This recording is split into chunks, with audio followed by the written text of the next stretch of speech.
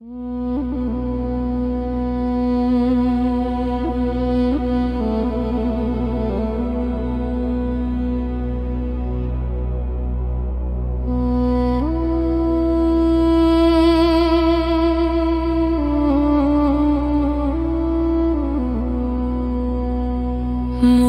بودم زنده شدم، گریه بودم خنده شدم. دولت عشق آمد و من دولت پاینده شدم.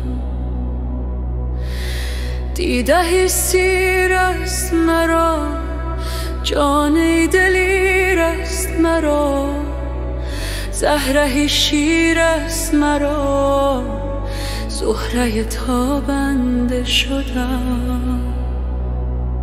گفت که دیوانه نی، لایق این خانه نی. رفتم و دیوانه شدم، سلسله بندنده شدم. گفت که سرمست نی، زین طرف از دست نی. رفتم و سرمست شدم و از طرب آکنده شدم. گفت که تو کشته نی، در طرب آغشته نی. پیش رخ زنده کنش کشته و افتنده شدم. گفت به تو زیرککی، مست خیال و شککی.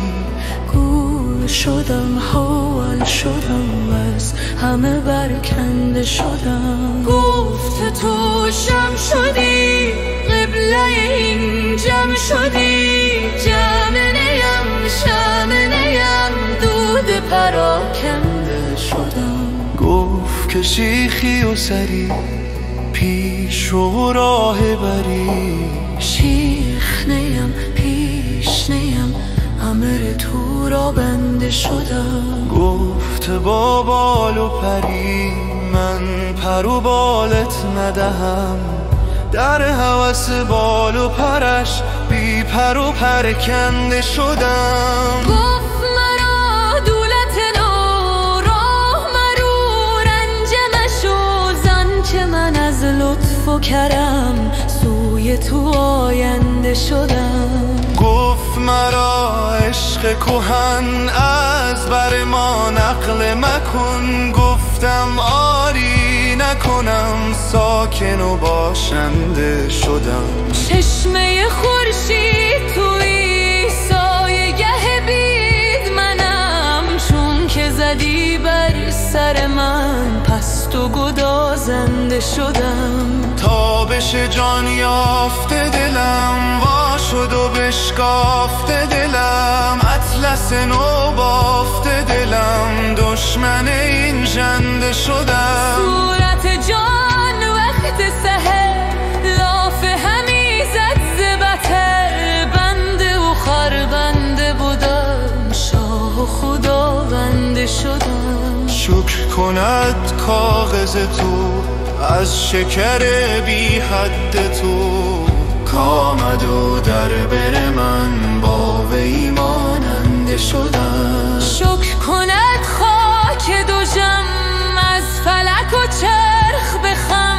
که از نظر و گردش او نور پذیرنده شدم. شکر کند چرخ فلک از ملک و ملک و ملک. از کرم و بخشش او روشن و بخشنده شدم. شکر کند عارف حق، که از همه بردیم سبق. بر زبر هفت طبق اختر رخشنده شدم. زهره بودم مار شدم، چرخ و دو ستاره شدم. یوسف بودم ز اکنون یوسف زاینده شدم. از تو ای شهر قمر، در من و در خود بنگر. که از اثر خنده تو گلشن خندنده شدم. باش چوشت رنج روان خاموش و خود جمله زغان که از روح شاه جهان خام و خفر خنده شدم.